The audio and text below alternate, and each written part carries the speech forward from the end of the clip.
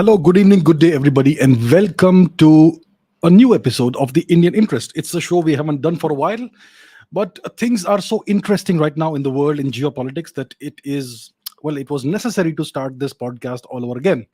So, welcome to the podcast, and let me see before we begin who all is there with us. I can see Mood E, Brio Raj, Nikhil Singh, the Rockstar, Vladimir Vladimirovich Putin, Random Atoms, Origin, YK, Karan, Sarthak, Lineshwar, Ronit, Nandan, Shriyam, Mode E again, Pranav, Efforts, Herbie on Wheels, Anahita, Sushant, Nilesh, Harsh, Shaheen, Sagar, Atharva, Arsh, Sachin, Shivam, Thomas, Shashwat, Siddhant, Swapna, Trupti, Athira, Rahul, Nikhil Singh Negi, Abhishek, Natranjay, Nandan, Rajkumar, Typical Gamer, Mayank, Pradeep, Nishan, Rita Singh, and lots of other people. Good evening, good day to all of you, and thank you for being on this podcast. So, what shall we talk about today? So, today it's obviously not going to be a Q&A show. We will do the Q&A tomorrow in tomorrow's episode. Today, I'm going to talk about a few things that are happening right now in the world, and we obviously, as you know, the Indian Interest in this podcast is about understanding and analyzing world events, geopolitical events of importance from the lens of the Indian perspective. So, what's happening in the world right now? What is important? So, let's begin on a slightly lighter note, shall we?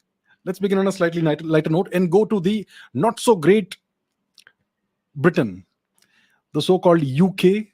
They call themselves Great Britain. It's not so great anymore, right? GB, Great Britain. So what's happening in Great Britain right now? So yeah, things are happening there. So a few interesting, not important but interesting developments in the UK. So for instance, let me share my screen. That what's that individual's name? Swella Braverman. She resigned a couple of days ago, right? Today is October 22. 3 days ago, she resigned. So here's what I wrote about that on Twitter. Here we are. So Swella Braverman sent her resignation to the Prime Minister, and she put that on Twitter. Very interesting, very nice words and all that, right? And she took many digs at the Prime Minister, right? So here's what I wrote about this. I said that this is not a resignation. This is a bid for leadership, a challenge to the British Prime Minister, Liz Truss. That's what I said about this matter. And about less than 24 hours after this letter, Liz Truss resigned. So that's what happened in the UK. One second, let me see the connection. Are we having good?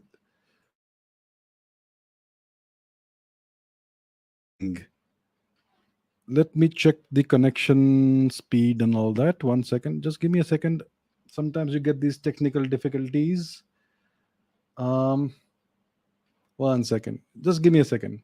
Let me look into the technical stuff. I think we should be back now. Hopefully, are we back? Are we back or not? Let me see. Lag. People are saying it's back to normal. Some are saying it's just lagging a bit, buffering. Fine now. I think it's fine now. All right. Apologies for that. A little minor thing. Now.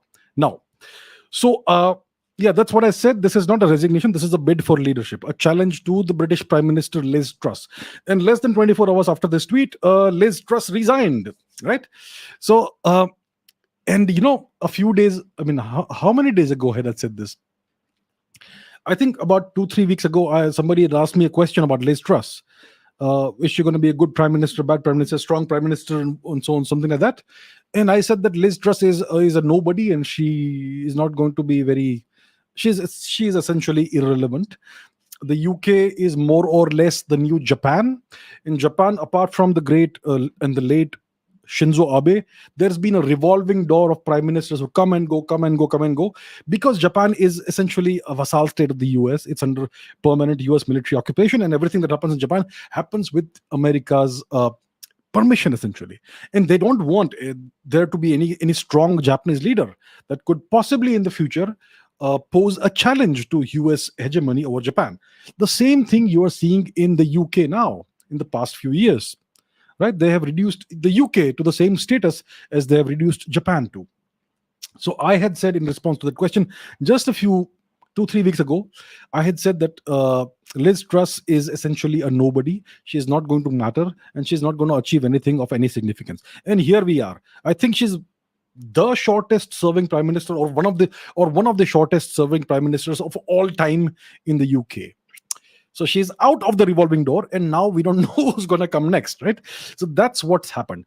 And there are a bunch of nobodies, nobody like politicians, who are now again in the fray for that. For that irrelevant position of the UK Prime Minister, because it doesn't matter who the UK Prime Minister is. It doesn't really matter, because the UK is now a vassal state of the US. It's the Americans that are controlling whatever happens there. So it's something that you put on your CV, that yes, I was PM of the UK for so and so months or so and so weeks or whatever it is. That's how it is. So people want to put that on their CV, and that's why you will have a new race now, new race for the Prime Minister. And who is in the fray for that? Clearly, this lady, what's her name? This Indian origin lady, Swella Braverman. She is in the fray for being the next prime minister. She did put up her bid over here, yeah, in indirectly. Then you also have, what's his name? The Indian, what's his name? Sunak, Rishi Sunak.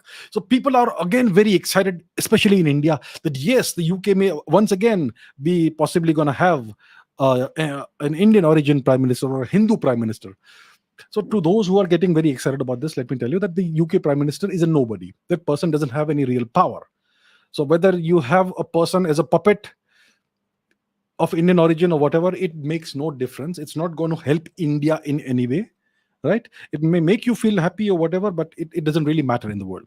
So you may have Rishi Sunak getting back in the fray, or you may have Suella Braverman, who may throw her hat in the ring, or you may even see possibly an attempt by Mr. Boris Johnson to return as the Prime Minister of the UK. Boris Johnson is a very interesting character, obviously. We know that, right? It is said that his earliest ambition as a child, was to be the king of the world, right? So that was his ambition, to be the king. And later on, obviously, as he grew up, he realized that he's not going to be the king of anything. But then his ambition then became a little smaller, and that was to become the prime minister of the UK. And he did achieve that. He did achieve that ambition, that objective. He did become prime minister until he was overthrown quite recently and replaced eventually by Liz Truss. Liz Truss is gone, so Boris Johnson may possibly consider throwing his hat in the ring as well and try to be PM again. Now, in a strong nation, the prime minister position or the position of the president or whoever rules the nation it should be nothing but a stepping stone to serving the nation. So any real leader or strong leader, their ambition should not be to be the prime minister or the president. Their ambition should be to serve the nation in the greatest way possible. And for that, you want to become the prime minister or the president, depending on what kind of system you have. And once you become the prime minister, then that's when you try to achieve your actual ambition of serving the nation and making it greater. The biggest ambition should not be to be the prime minister or the president. It should be to serve the nation. But in the case of somebody like Boris Johnson, his greatest ambition was simply to be the PM, not to serve the nation, because he didn't end up serving the UK in any great way whatsoever.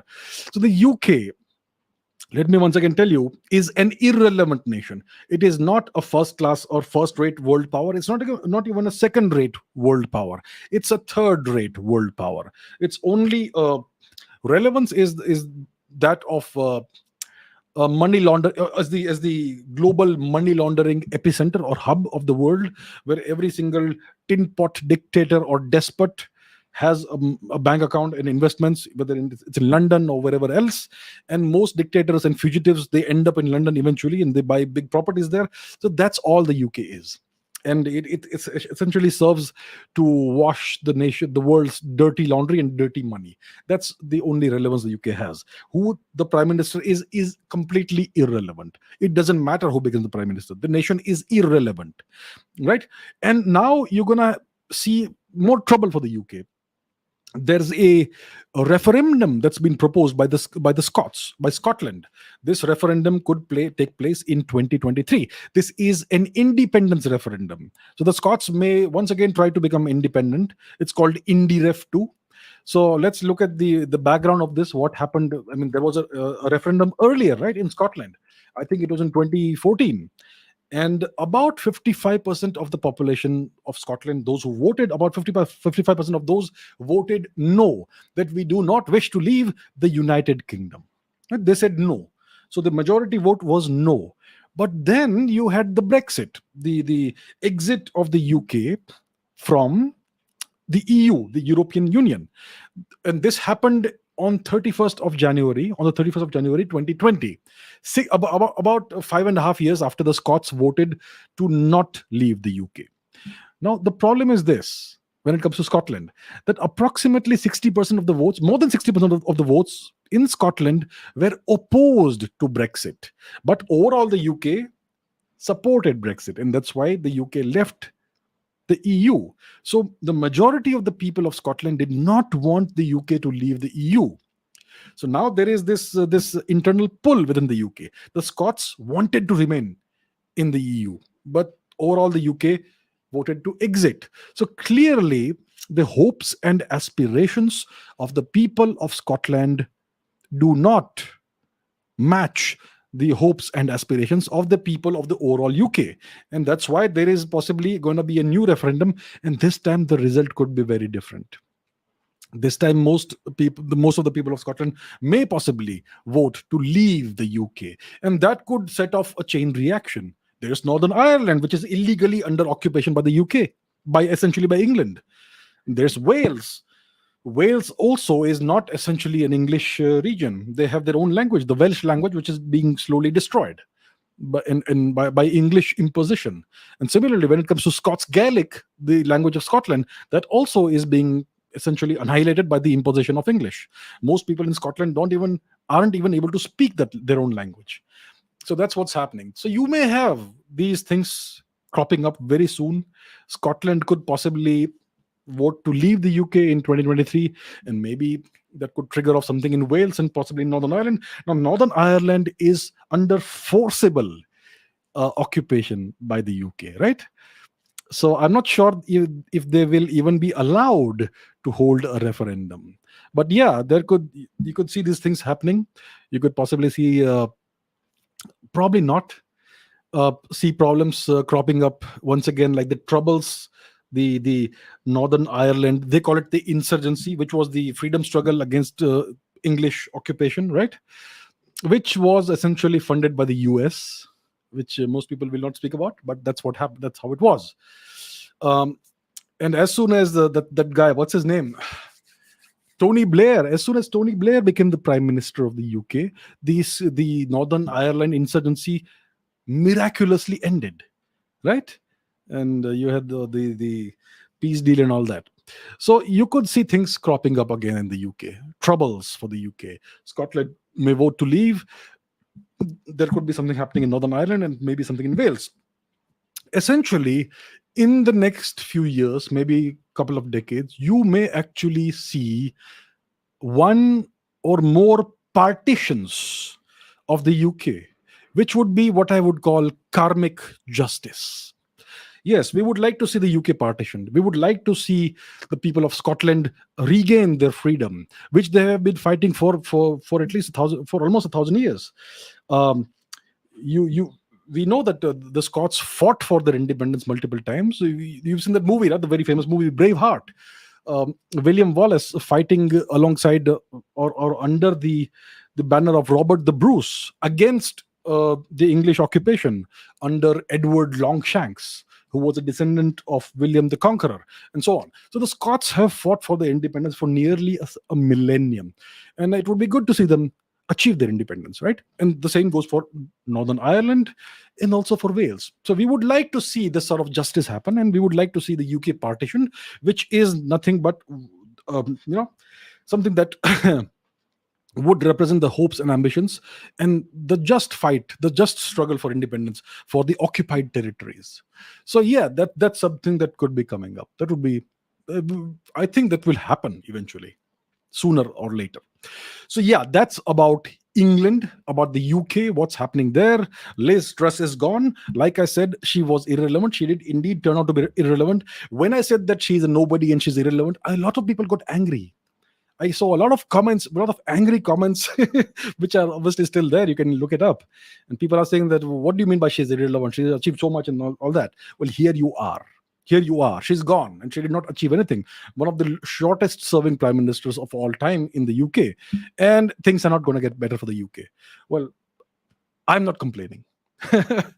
All right. So now let's talk about something else. Let's talk about a different matter. What other topics do we have? We obviously have China. What's happening in China? What's happening in China? So, a few, I don't know. Once again, just a few weeks ago, there was this big brouhaha on the internet about a possible coup in Beijing. There's a possible coup in Beijing, and maybe Xi Jinping has been arrested or put under house arrest, or God knows what's happened. And some army general, PLA general, has replaced him, right? And I think I was the only person at the time who said that this is most likely not a coup. This is most likely the opposite of a coup. I had said at the time that it is most likely a consolidation of power by Xi Jinping, by Mr. Xi, within the Chinese Communist Party, to consolidate his power ahead of the 20th CCP Congress, right? The 20th National Congress of the Chinese Communist Party it ended today. It started on the 16th of October. It ended today, 22nd of October, Saturday. And I had said that this is most likely a consolidation of power by Mr. Xi ahead of the 20th National Congress. And yeah, Mr. Xi did indeed disappear for a few days. Thousands of trains were cancelled in China. Thousands of flights were cancelled in China. If you looked at the airspace above China on various tracking sites, it looked like a war zone. Nothing was flying over Beijing and other places. So most likely, I said this was an internal, a consolidation of power, maybe a purge. What they call this, a purge, when the leader of the nation in a communist nation expels or essentially deposes, or in a variety of ways removes from power people who could represent a challenge to him in the future. And clearly, I don't think anybody else said what I said, that this is most likely a consolidation of power by Mr. Xi Jinping.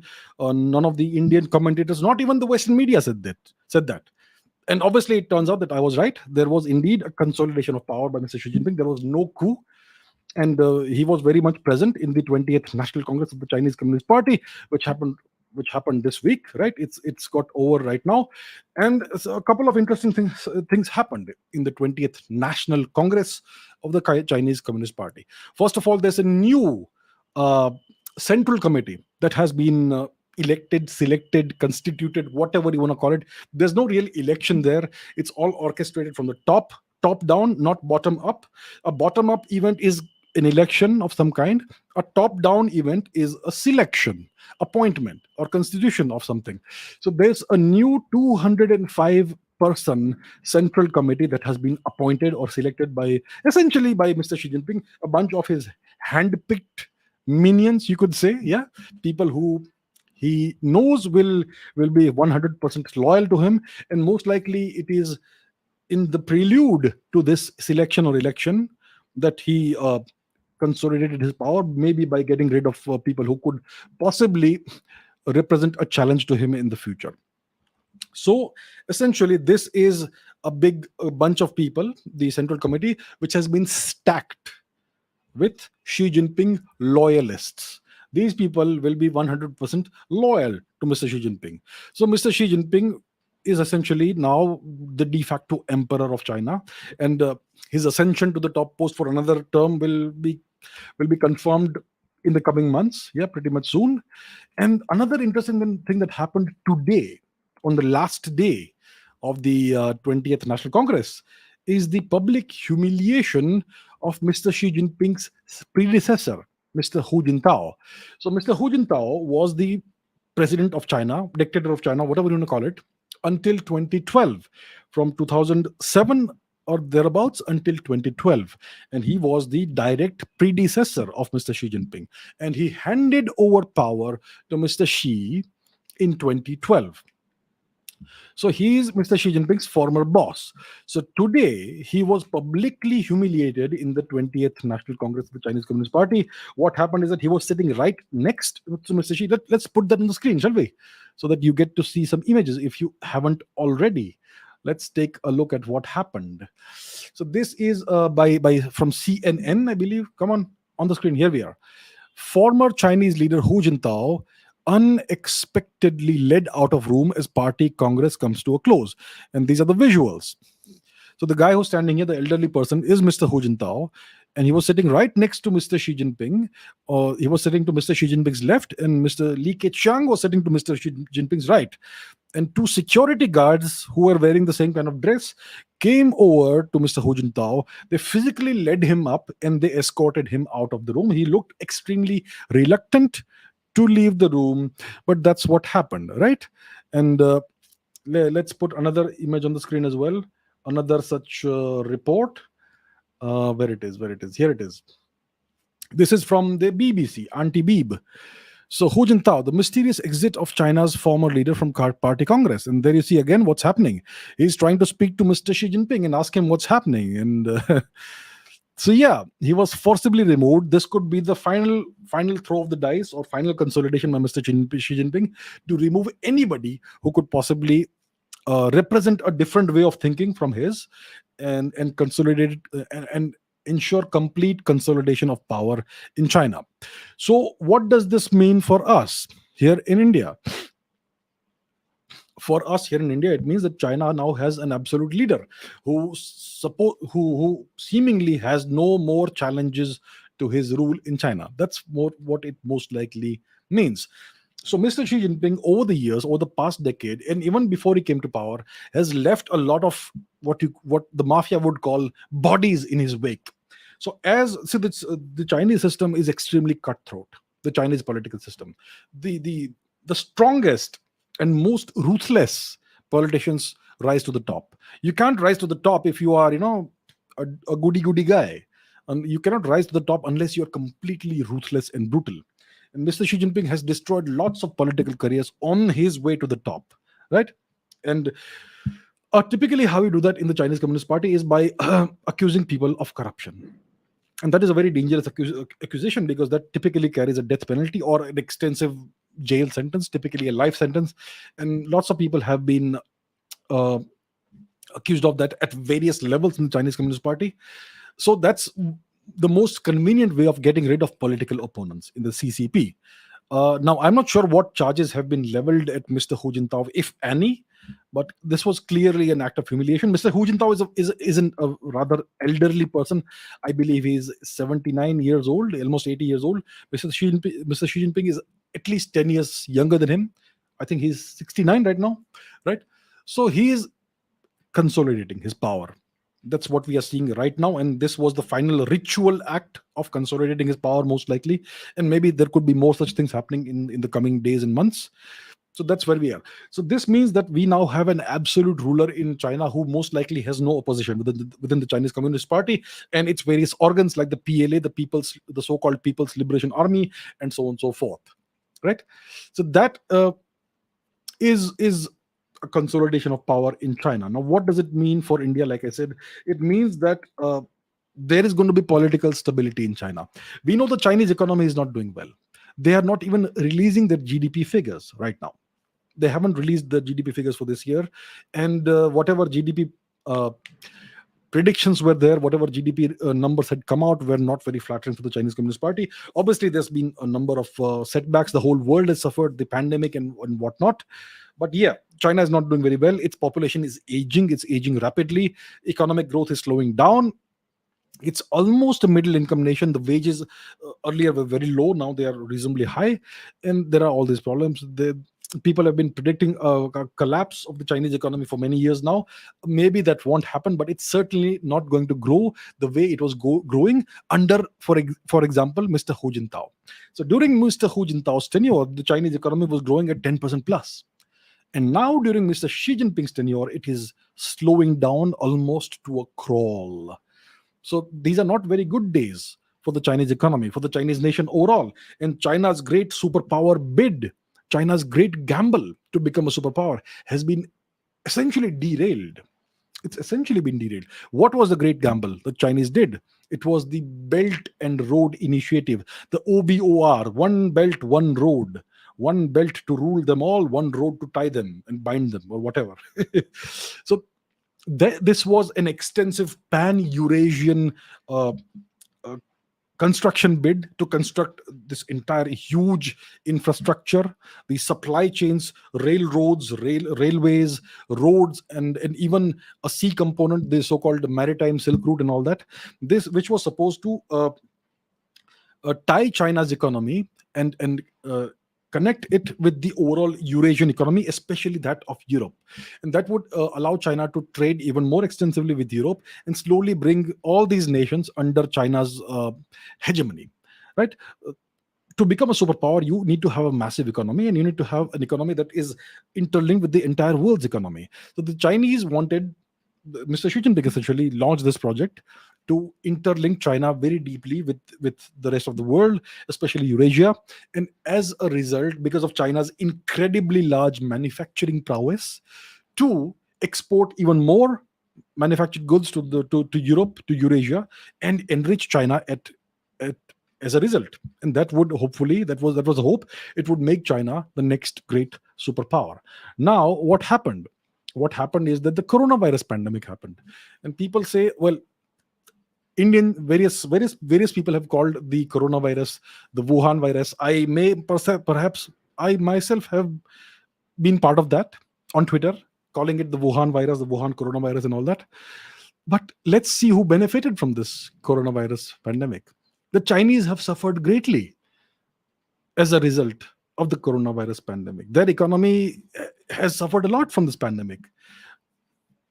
And their OBOR, the Belt and Road Initiative, now essentially sits dead in the water. European nations are no longer interested in the Belt and Road interface to the extent that they were 10 years ago. There is no great enthusiasm for the BRI, Belt and Road interface. And there are all kinds of problems that have happened, including the Ukraine conflict. So the Belt and Road initiative is essentially, well, it's frozen. It's not going anywhere right now. And because of that, the Chinese can no longer hope to achieve the rapid growth that they were hoping for, and they can no longer hope to become a superpower. And by, let's say, in the next decade, or whatever projections they had, that's not going to happen, right? So that's a big problem for China, and it's under these circumstances that Mr. Xi Jinping is rising to the top position. I mean, he already is at the top position, but he's consolidating his power. I am sure there must have been many murmurs of disapproval against his leadership and the results he has brought. See, leadership can be good or bad, but at the end of the day, you have to produce results. You may be a great leader, but if you don't produce the results, that's not good enough. In China, results are all that matter. That's how. That's just how the system is. So, Mr. Xi Jinping does face many challenges. There's the Taiwan situation as well, and lots of other problems. So, it is in these circumstances, under this set of circumstances, that Mr. Xi Jinping has consolidated his power. He will most likely be confirmed for another 5-year term, or maybe another 100-year term, whatever it is. Yeah, but it is quite likely that he could be desperate, considering the such circumstances, because in China, if a leader doesn't perform, you are essentially doomed. No matter how many people you've stacked your party with, who are your loyalists, there could be problems from various quarters, maybe unexpected quarters. So if you have an all-powerful Xi Jinping, but who is also a desperate Xi Jinping, that could be very dangerous for the region. China is not a world power. It is a major regional power. It is the number one Asian power. Right? The two other great Asian powers are India and Russia. I would put Russia above India in terms of military strength, not economic strength, but military strength. So that's a dangerous situation. A desperate China, a desperate leader who desperately wants the people of China to remain on his side in the face of a stagnant economy, in the face of all these lockdowns that are happening in China. For some reason, China is still repeatedly seeing these lockdowns in various parts of China, whereas the rest of the world no longer sees these outbreaks of the virus. So something fishy is happening in China, and the Chinese are struggling to contain these outbreaks. They're placing large regions of China repeatedly under lockdowns. The economy is not doing well. You could have a great deal of unease among the Chinese population, and there could be some resentment against Mr. Xi Jinping. If there is a situation like this, well, how does one bring the Chinese people back on your side if you're the dictator of China? The easiest way to do that is through a military victory. That would again uh, see a resurgence of nationalism and national pride among the Chinese population. Yeah, things are bad, but we are doing well militarily. We defeated so and so nation, and we are. It proves how great we are. That's an easy way of doing it. So that could indicate that if Mr. Xi Jinping is desperate, he could look for an easy way out against an opponent, against maybe a neighboring country that he may feel could be quickly defeated in a short, sharp war. So that's what the neighbors of China need to be wary of. China is indeed a strong military power. Its military budget is like 3 or 4 times that of India, maybe 5 times. I'm not sure, something like that. So every neighbor of China needs to be aware of this, needs to be cognizant of the situation that Mr. Xi Jinping finds himself in, and we need to be forever alert, semper vigilance, always vigilant. So that is the situation in China right now. I will come back to China because there's more happening with China vis-a-vis the US. The US is increasing more pressure on China every single day. So let me revisit that. But before that, let's talk about India and the US. So recently, the Americans, our good friends, the Americans, recently released what they call their national security policy. It's a document that they release from time to time. I don't think it's done every year, but every new administration does that at least once. So they have released this document in public, the US National Security Policy. Wonderful, nice read. Yeah, multiple pages and all that. And Indians are very happy about this document because, first of all, there is no mention of Pakistan in the document, which obviously pleases Indians a great deal. If there is no mention of Pakistan in a US document, Indians are very happy. Indians feel like, yeah, we have done it, we made it, we pushed Pakistan out. And secondly, India has been mentioned, I think, 7 or 8 times in the national security policy of the US. So that again makes Indians very happy. Wow, they mentioned us 7 times or 8 times or whatever it is.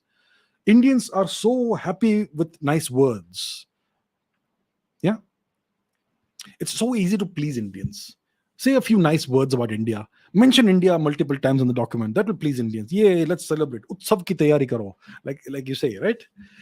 What does this mean? Does it and they have mentioned India as essentially an ally, I believe, in that national security policy document. India is an ally. India is a major defense partner. Blah blah blah blah blah. And yes, the Indian population is happy. Indians are happy. Indian commentators and analysts are happy. The news channels are going gaga gaga over this. What does this all mean? Are India and the US allies again? So first of all, let's understand something. Warfare is based on deception. Yeah, good old cliche. We've all heard it 1,000 times. All warfare is based on deception. All geopolitics is also based on deception. You never let your enemies and your allies know what you're really thinking. That's what it's all about. Now, when that is the entire foundation of geopolitics and of everything, of warfare, diplomacy is war by other means. So when deception is the entire foundation of warfare, when you're releasing a public document, are you going to put your real national security policy in there? No, obviously not. Whatever national security policy the US publishes is only for public consumption. It's not the real national security policy.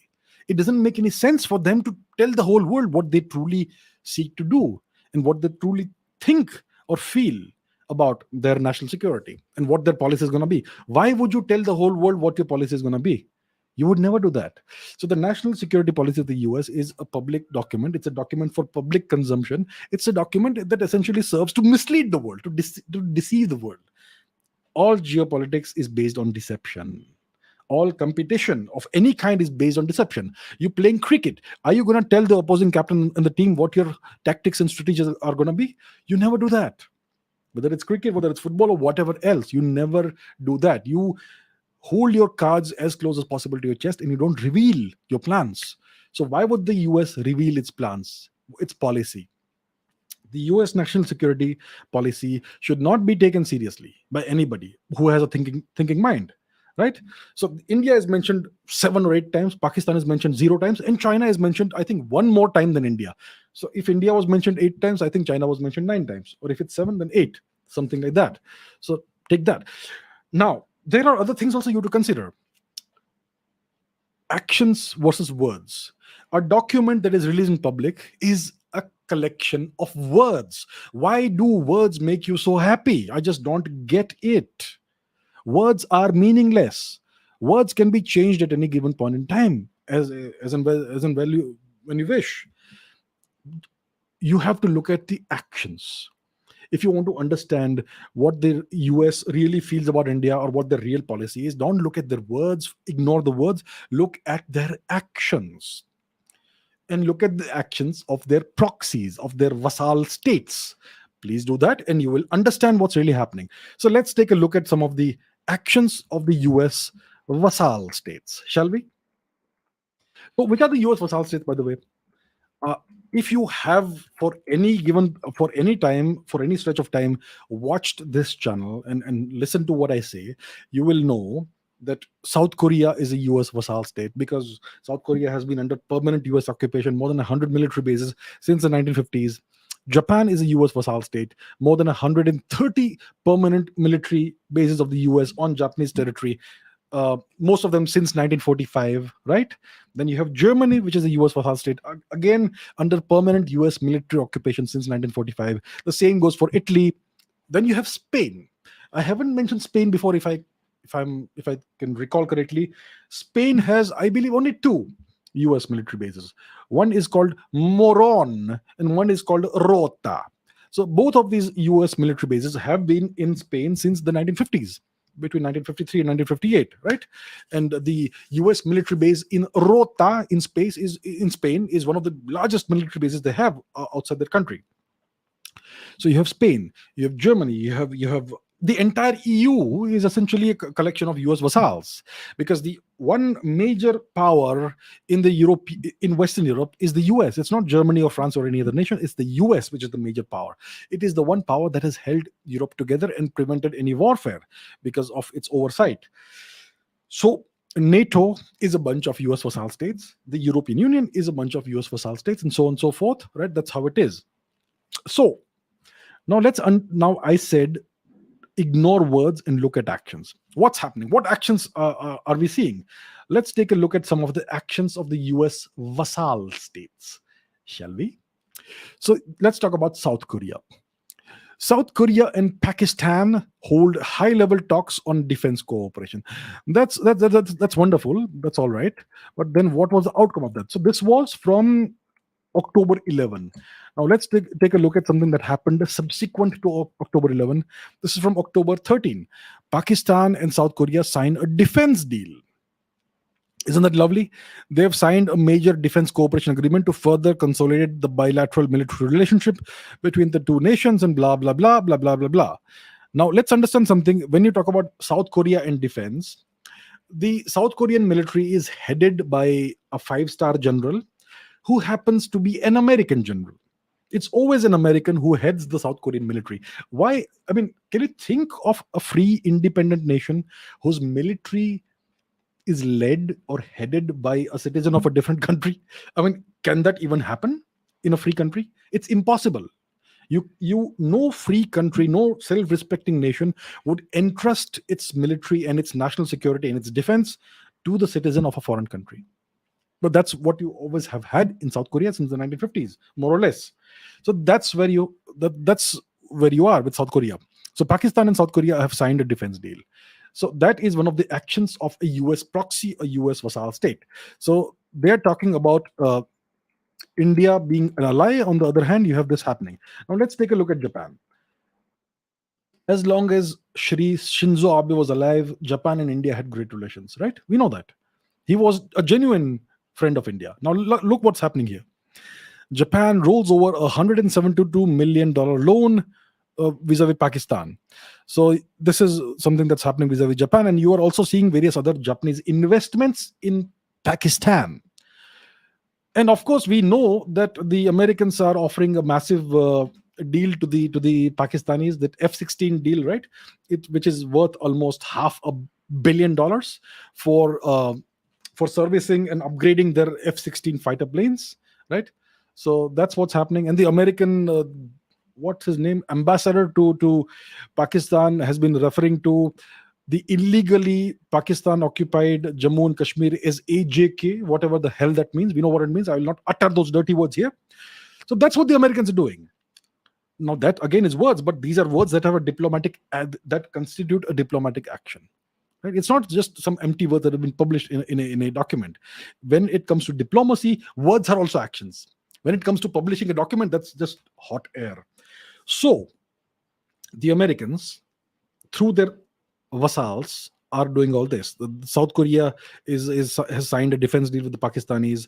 Japan is waiving off Pakistan loans or deferring Pakistani loans to Pakistan, and they are also investing in a variety of ways in Pakistan. You have the Americans themselves doing what amounts to enemy action against India. Aiding Pakistan in any way militarily is an enemy action against India. That's what they're doing. And again, you have other things that are happening. For instance, like I mentioned Spain, didn't I? So here's what the Spaniards are doing to India. Let's take a look at that. Spain rejects visa of 21 Indian wrestlers for under 23 World Championships under the pretext that the embassy doubts the intention of the Indian wrestlers to leave Spain, to leave Spanish territory. So 21 Indian wrestlers will not be able to take part in the under 23 World Wrestling Championship in Spain, right?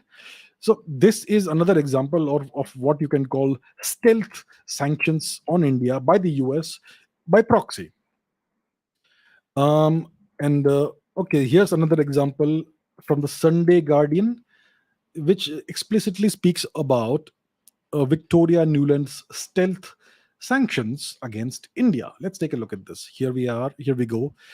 Victoria Nuland's stealth sanctions against India. And it goes into that. So a communist Chinese citizen can get a visa for travel to the US in 2 or 3 days, but a citizen of India has to wait for 2 or 3 years for the privilege, unless if you are an Indian citizen who already has a pre-existing multiple entry US visa, then you're fine. But if you are an Indian citizen who does not have a visa and who wants to apply for one, it will take you 2 or 3 years just to get an appointment. Right? And this has been explained away by Secretary of State Anthony Blinken as being the consequence of staffing cuts caused by the pandemic and so on and so forth, which is obviously a flimsy lie and so on, right? So that's what the Sunday Guardian calls US stealth sanctions against India, visa denial, and a whole lot of other things. I heard that a couple of Indian companies had been explicitly sanctioned by the US for whatever, right? So you are seeing all these hostile actions by the United States against India. So no matter what they put in their so-called national security policy, that's not going to change the fact that their actions are all anti-India. You're seeing more and more of this happening right now. So please understand. And obviously, did I forget to mention this?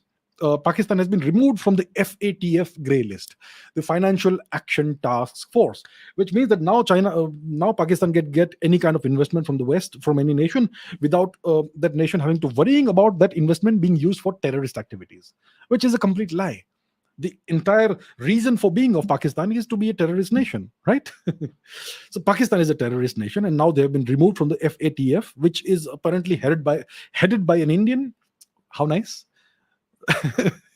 And so on, right? So all these organizations, global bodies, etc., are all controlled by either the US or to some extent, to a lower extent, China. The Chinese have infiltrated the UN, the WHO, etc., at a variety of levels, but overall it's still all controlled by the United States. So I think it was yesterday or today or in the last 24 hours that the news emerged that Pakistan has been removed from the grey list, the watch list, the grey watch list of the FATF. And obviously this is all done at the behest of the US. It is all done under US supervision. So now they're once again using Pakistan, just like they did in the 20th century, against India as a counterweight to India in order to destabilize India. And these are messages they are sending to India that fall in line, get on your knees against us, in front of us, or we're gonna ratchet this up further. So please do not get get enthused by the nice flowery language they've used in their national security policy, mentioning India 7 or 8 times and calling India an ally and major whatever partner, major defense partner, security partner. They talk of the Indo-Pacific and all that. Forget the words, look at the actions. The actions are all right now anti-India, and this I expect will get worse as the days go by, because India is refusing to to to have a foreign, to become a US vassal state. Yeah, India has an independent foreign policy. India has a foreign policy that is in line with India's long-term national interest, and the US doesn't want that. They want the foreign policy of India to be in line with the US national interest and whatever the US wants, which would obviously be not good for India or any other nation, right? So that's where we are. So I don't expect things to get better anytime soon between India and the US. Maybe it will actually deteriorate. So we need to keep on watching this very closely, right? So that's the thing about the US national security policy and whatever they've said in that. Please do not be misled or fooled by those nice words. Okay, what else is happening in the world? Saudi Arabia, OPEC, Brics. So the Saudi, we know the Organization of Petroleum Exporting Countries, OPEC, has recently decided to cut down oil production, which will raise oil prices, which is something Joe Biden and his party did not want, because that will result in more inflation in the US, and that could hamper the Democrats' bid to win the midterm elections, right? So Joe Biden had asked, demanded, ordered the Saudis to not cut down on the oil production, but the Saudis have gone ahead with this. The Saudis are the biggest of the OPEC countries, right? The major oil exporter in the world, if I'm not mistaken. Yeah. So this is going to be bad for the US, and the US, I believe, is now releasing some of its oil reserves in order to keep oil prices below a certain level, which obviously will displease the US to a great deal and make them very, very angry and upset with Mohammed bin Salman, the king or the de facto ruler of Saudi Arabia. Not the king, but the de facto ruler of Saudi Arabia. Now, the other news that has emerged is that Saudi Arabia has asked, apparently, to join BRICS. Let's take a look at that. So it is something that Cyril Ramaphosa, the president of South Africa, has disclosed, that Saudi Arabia wants to join BRICS. This is what the South African president Cyril Ramaphosa has disclosed. Now, what does this mean? What is BRICS? I think we all know what BRICS is if you live in India. Brazil, Russia, India, China, and South Africa. These are the 5 nations that make up the BRICS group of countries. Out of these countries, the 3 nations that really matter are India, China, and Russia. These are the 3 major nations, the 3 great powers, apart from the US. The US is a superpower, and these 3 nations are the 3 great powers in the world today. India is now a member of the League of Great Powers. And you have Brazil and South Africa as well in this grouping. Recently, I believe this June itself, Iran has applied to join BRICS. Yes. And now we have the news that South Africa also wishes to join BRICS. So you could have a BRICS Plus or a BRICS Plus Plus emerging, maybe a new world order emerging, the so-called global South. You have BRICS, or you could have BRICS Plus Plus if Iran is inducted and Saudi Arabia is also inducted. Saudi Arabia was created by the British Empire. Understand this. The nation of Saudi Arabia was created by the British Empire, and the purpose of doing this was to safeguard Britain's oil and geopolitical interests in the Middle East region. After 1956, when the center of gravity or center of power was transferred from London to Washington, the US essentially became the major patron of the Saudis. The major Saudi Arabia essentially was once a vassal state of the UK, and it is now a vassal state of the US. But now it is going very strongly against the US demands or directives, right? So this could be this looks like a very dangerous game that the Saudis are playing, especially Mohammed bin Salman. It's dangerous to go starkly and very strongly against US. Against the United States in this manner, in a manner that's directly detrimental to US energy security. I I think it's a very dangerous game that Mohammed bin Salman is playing. But let's say Saudi Arabia joins BRICS or applies, then this could totally um, change the global world order. You could have, see, we have, on the one hand, we have the US led vassal states, right? Let's take a look at the US vassal states in case you want to see what they look like. One second, let me put that on the screen. um, so this is a recent tweet by Lloyd J. Austin III, the Secretary of Defense of the US, in which he said that this is what unity looks like. This was on October 12. Today, I gathered defense ministers of nearly 50 countries to discuss the latest battlefield developments in Ukraine and to work together on how we can continue to support Ukraine and blah, blah, blah, blah, blah. So he gathered, you know, he is the great shepherd who gathered his sheep together. The defense ministers of nearly 50 countries. These countries, whichever they are the major vassal states of the US. These would include whatever the usual suspects and so on. So on the one hand, you have a bunch of American vassal states along with the US, which includes the Five Eyes nations: the US, Canada, UK, Australia, and New Zealand. That's the Five Eyes nations. Then you have NATO. Then you have the European Union and various other vassal states of the US, which are spread around the globe, including major nations like Japan, South Korea, and so on and so forth, so on and so forth. So on the one hand, you have this grouping of countries, the US and its flock, its vassals. On the other hand, you have the so-called global south. They call it the global south. Earlier, they used to call it the third world, right? So in this, the major grouping, the most powerful grouping of nations is the BRICS grouping, which could eventually become soon, possibly BRICS plus plus. Then you have the Shanghai Cooperation Organization, the SCO, which includes China, India, Kazakhstan, Kyrgyzstan, Pakistan also, Russia, Tajikistan, Iran, Uzbekistan, so on and so forth, in which obviously the top three nations, the most powerful nations, are India, China, India, and Russia, and also a group of other countries, in which Pakistan serves as the eyes and ears, possibly of the US to some extent, or maybe of China. So you have the so-called global south, which is now emerging as a separate block of countries, separate group of countries, which could include Iran also. And you have the so-called global north, or the first world, which is the US and its vassal states. You are seeing this bifurcation of the world order in progress right now as we speak. It's happening very rapidly. So in case what the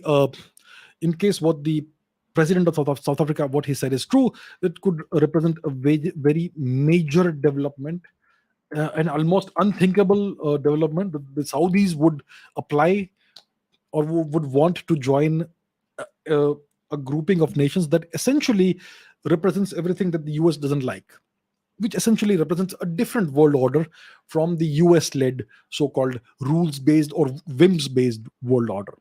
So yes, so interesting development. Saudi Arabia wants to join BRICS. If that is true, it's very interesting, very, very significant. And obviously what they are doing with OPEC is very detrimental essentially to the US foreign policy, US national interest, and the US will not be happy about this. And I don't even know what repercussions the Saudis could suffer as a consequence of this. It's never a good idea, if you are a US client state, if you are a US vassal state, to go against the diktat of Uncle Sam. We have seen what happened to people like Saddam Hussein, who were once the darling of the US, right? So it's very dangerous, and I hope Mr. Mohammed bin Salman knows what he is doing. India and Saudi Arabia share a very good, very warm, very positive, and mutually beneficial relationship, which is all thanks to Prime Minister Modi. Before Prime Minister Modi, before Prime Minister Modi came to power in 2014, was elected to power in 2014, India-Saudi Arabia relations were nowhere as strong and as dynamic and as positive as they are now, right? So I hope Mohammed bin Salman knows what he's doing. I hope that the India-Saudi Arabia relationship continues to get stronger in a mutually beneficial way. But yes, very interesting developments, and I would like to see what the Americans do about this. There could clearly, I mean, right now, Ukraine is the linchpin of the global of the US geopolitics, US global strategy. Venezuela, which the Americans destroyed, essentially, the Americans destroyed the Venezuelan economy in the last 10 years. Now Venezuela is again in the good books of the US because they have a lot of oil and the Americans want oil. Saudi Arabia is not playing by the US rules. So maybe now Venezuela could again, you know, benefit from American largesse, and maybe Saudi Arabia could face some consequences of what's happening right now. So yes, this is something we're going to keep an eye on. I'm going to keep an eye on. I'm going to keep on talking about this in the forthcoming episodes of the Indian Interest. But yeah, as of now, for today, this is where we stop about Saudi Arabia and Brics and the SCO and all that. Now, let's talk about something else. What other interesting topics do we have? There obviously is. Let's go to this. So another interesting thing that's happened, and which most people are not talking about, is US sanctions on China. And I'm not talking about the regular sanctions, the kind of sanctions they are imposing on Russia. These are very specifically targeted sanctions. The Americans are calling these export controls. To be more specific, semiconductor export controls. What's happening? Let's take a look at this. I'm not sure if this has been covered adequately in the media. Let's take a look at this. So US chip sanctions put temporary checkmate on China. That's what this article says. It's in the EE Times, whatever that is. Yeah. Biden administration's escalation of the chip war with China is expected to at once hamper China's foundry industry and cost multinational chip makers billions of dollars in lost sales. So this article says these sanctions are putting a temporary checkmate on China. And yet there are other views, other perspectives on this, which are not as which are quite different. So let's take a look at this if it ever loads. Yeah. So this is a thread on Twitter by Jordan Schneider, right? Who is an analyst on China on technology. He also has his own podcast. So let's take a look at this thread, which I find very interesting. The US government's new export controls are wreaking havoc on China's chip industry. So let me go through the thread first and then explain what this means. So new rules around US persons are driving an industry-wide decapitation in the chip industry, semiconductor industry in China. Lots of people don't know what happened yesterday. This was tweeted on October 14. To put it simply, Biden has forced all Americans working in China to pick between quitting their jobs in China or losing American citizenship. That's how strong this is. Every American executive and engineer working in China's semiconductor industry resigned yesterday, paralyzing Chinese manufacturing overnight. One round of sanctions from Biden has done more damage than all 4 years of performative sanctioning under Trump. With the new Biden sanctions, all American suppliers of IP blocks, components, and services departed overnight, thus cutting off all service to China.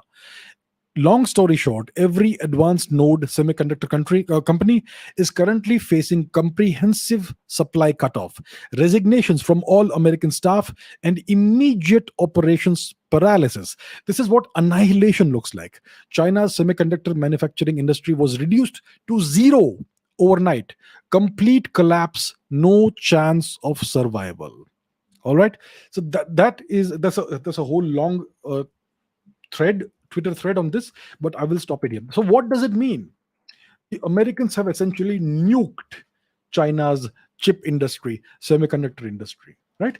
And at the same time, they are prioritizing their own industry. So they want all this manufacturing to start happening in the US again. Right now, the Chinese were in the process of creating their own massive chip making industry, semiconductor industry. They have a great deal of expertise in that, not as much as Taiwan. So all of this revolves to a certain extent around Taiwan. Where is Taiwan? We haven't seen the map today. So why don't we look at the map? In case we don't know where Taiwan is, let us find out where it is. Let's explore the map together. Where's the map? Well, here's the map. Here we are. We know where India is. Yes, I hope we all do. This is India. Let's go east, and here we have the island of Formosa or Taiwan, right, which is off the eastern coast of China, southeastern coast of China. So Taiwan has the world's largest semiconductor manufacturing industry, chip making industry, which and most of the chips that go into our cell phones, our tablets, our laptops, and whatever else, most of these chips, they come from Taiwan. All right, Taiwan is the number one manufacturer of chips, semiconductors, and all that. The the Chinese are trying to catch up with Taiwan and become a major chip maker themselves. The Americans want America to once again become the major chip making nation in the world, or at least be able to offset whatever Taiwan could possibly not be able to give them. Because Taiwan is something that the Chinese covet. The Chinese would like to take over Taiwan. So, let's understand what the Americans have done. Taiwan is something the Chinese want to conquer. They call it reunification of Taiwan with the motherland, the homeland, the mainland China. If the Chinese try to invade Taiwan, there is a very distinct possibility that the Taiwanese will sabotage their own factories, their own industry of chip making, which could essentially give China a hollow victory. They could possibly conquer Taiwan, but they will get nothing that the Taiwanese were producing. If the Taiwanese destroy all those factories and all the entire chip making industry. So the Chinese, in order to offset this possibility, were developing their own chip making industry. Now this depended to a great deal on America, on American talent, on American executives, and American exports to China and all that. Now all of that has been stopped overnight. So the Chinese chip making industry essentially has been destroyed overnight. So if they try to conquer Taiwan and the Taiwanese destroy the Taiwanese chip making industry, the Chinese will be left with nothing. In the meanwhile, the Americans will once again augment their own chip making industry, and they hopefully for them will become the number one chip maker again in the world, or at least be able to offset what they could lose if Taiwan is conquered. So that's what we are seeing right now. That's what we are seeing. So the Americans have essentially nuked the Chinese chip making industry via these so-called semiconductor export controls, which are much more than export controls.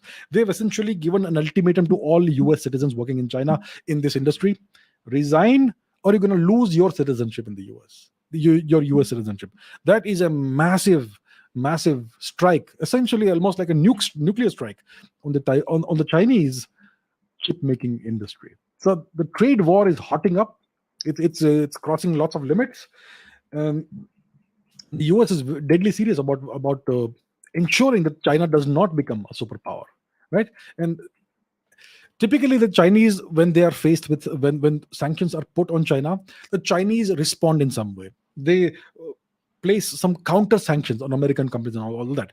But in this case, I don't see China being able to retaliate in any way. They have no real leverage when it comes to this sort of these sort of sanctions against them. So I don't see the Chinese being able to retaliate in kind. Maybe they will retaliate somewhere else, but it does look like their chip making industry has been reduced to zero overnight, and that is a very major development. And I'm really wondering why nobody is covering this. Yeah, so this is something I thought I should talk about, and we will keep an eye on this as well. Let's see how this develops. What shall we talk about next? A couple more things. First of all, okay, let's go back. Yes, here we are. So this is an interesting piece of news. I am sure. One second. Let me put something else on the screen.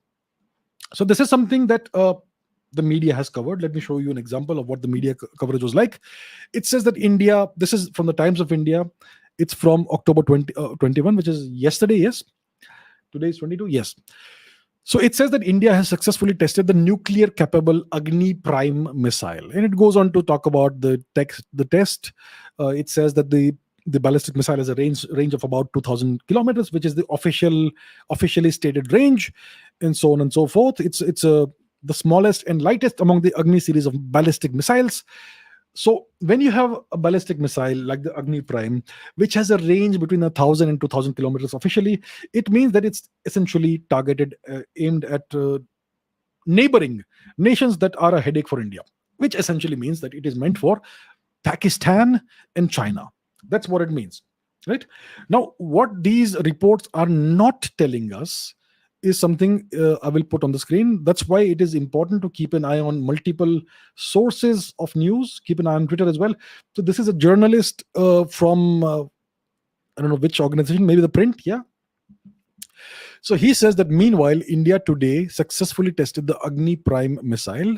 It seems that it has been tested with MIRV technology, which allows delivery of multiple warheads at separate locations.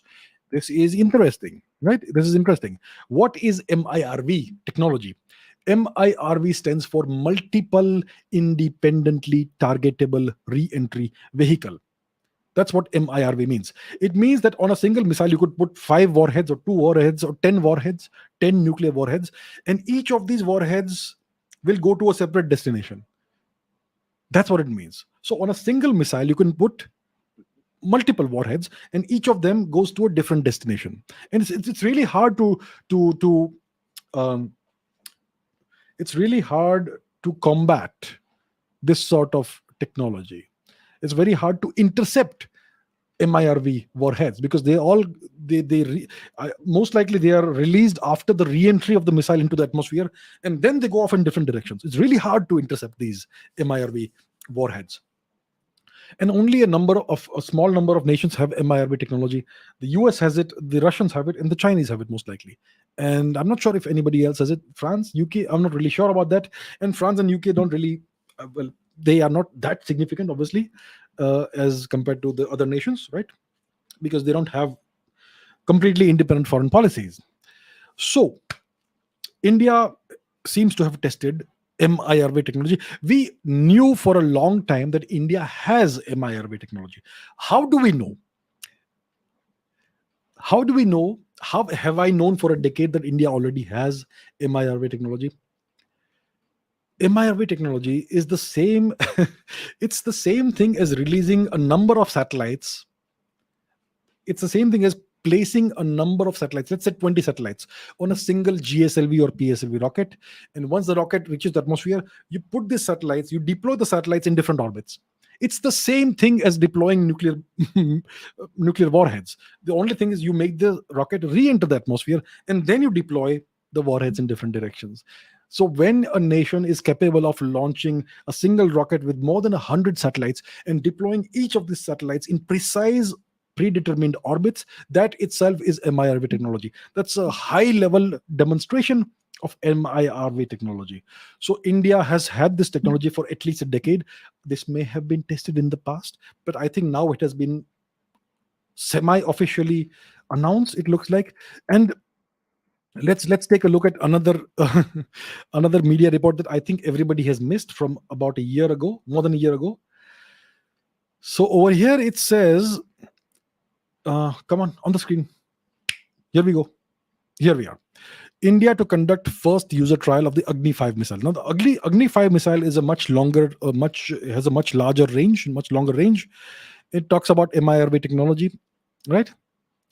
The next trial of the Agni 5 missile assumes significance as it may be equipped with the MIRV capable, etc.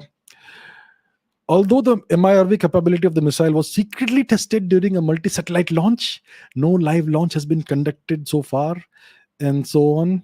For the first time, the indigenous MIRV technology was tested successfully in the Agni P missile, with the weapon delivering 2 maneuverable warheads. Oh my God, it's maneuverable. It's MIRV and MARV at the same time. So it delivered 2 maneuverable warheads at 2 separate locations, and so on. So MIRV is about multiple independent re-entry vehicles, but MARV is those re-entry vehicles, or those re-entering warheads are capable of maneuvering around. So they will not come down in a parabolic ballistic trajectory.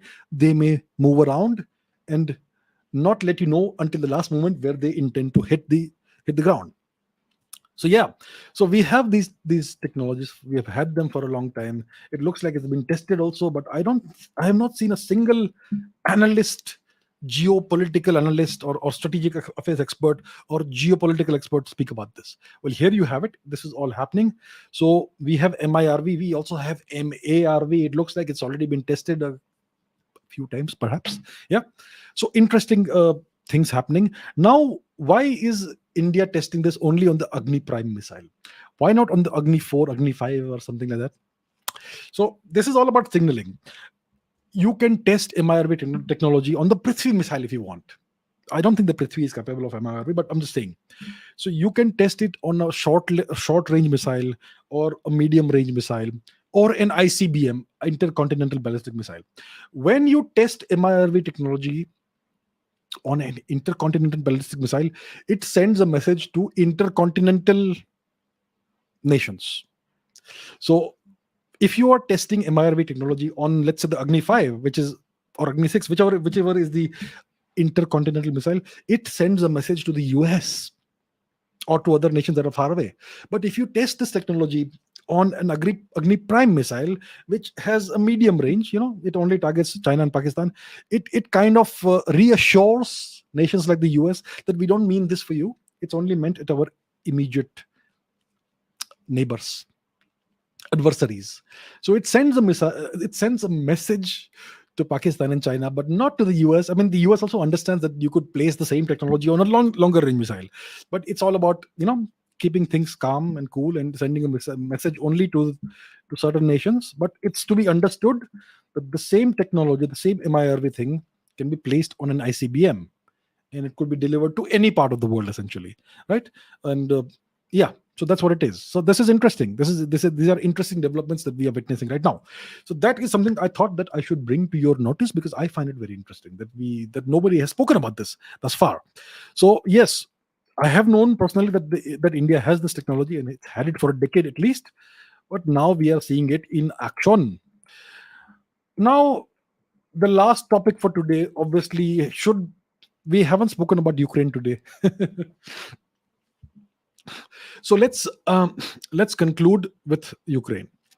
And things are happening in Ukraine. Things happen all the time. The Russians, Mr. Putin has recently annexed 4 territories of Ukraine, the Donbas region, and the four provinces around 4 provinces in that region. Let's go to the map and take a look. We should obviously take a look at the map when we are discussing matters such as these. So where's the map? Here's the map. Let's put it on the screen. Here we are. So essentially, about a fifth of the nation of Ukraine, the erstwhile nation of Ukraine, has been annexed by Russia. The eastern parts of Ukraine, erstwhile Ukraine, the Donbas region, the southern parts of Ukraine along the Azov Sea region, Crimea was already gone, and so on and so forth. And all of these regions have now officially become part of Russian territory, which means that these territories now fall under the Russian nuclear umbrella. So if anybody tries to take over these territories by force and they come close to succeeding, it means Russia will use nuclear weapons to defend its territorial integrity. So that is the dangerous situation we are seeing right now, and there are battles going on at various points in time. And one question that I see all the time, every single day, multiple times a day, is what is Russia doing? Russia doesn't seem to be winning. Why hasn't Russia taken over Ukraine thus far? You said this would happen, you said that would happen. So is Russia losing the war? If you watch Indian news, which I watched about a week or 10 days ago, it would look like the Russians are losing very badly. Yeah. And we know that the Americans are supplying Ukraine with all kinds of weapons and all that. That's why the Ukrainians are still going. But what's happening? Why is Russia taking it so slow? Why have they not overrun the whole of Ukraine by now? Right? What we have seen is that the Russians are adopting what's called the classic slow war approach. The classic slow war approach. They're not fighting a 21st century high-tech war, a shock and awe campaign like the Americans always do, wiping out entire cities and killing millions of people. No, the Russians are taking it an inch at a time, very slow, very gradual, very steady. In some places they have even withdrawn. In some places we are hearing that the Russians are suffering setbacks against Ukraine. But what's happening? We know the Russians have the firepower to flatten Ukraine within 24 hours. The Russians have a massive air force. We haven't seen the Russian air force in action at all. They have hundreds of fighter planes. They have got strategic bombers. They have got all kinds of planes that they could use, and that could flatten Ukraine in no time. They haven't done that. So what are they doing? What are the Russians up to? Why are they allowing the world? Why are they allowing the West to create this image of them losing the war? So what's really happening is the Russians are waiting for Russia's greatest ally, which is winter. The Russians are waiting for winter. They know what's going to happen once winter rolls into Europe. The Europeans are facing a major energy crunch. Europe was almost entirely dependent on the Russian energy supply, gas and petroleum products and all that. Now, and they have been shutting down their nuclear power plants and all that. And now this Nord Stream thing has happened, right? A significant portion of the Nord Stream pipeline has been destroyed mysteriously. Yeah.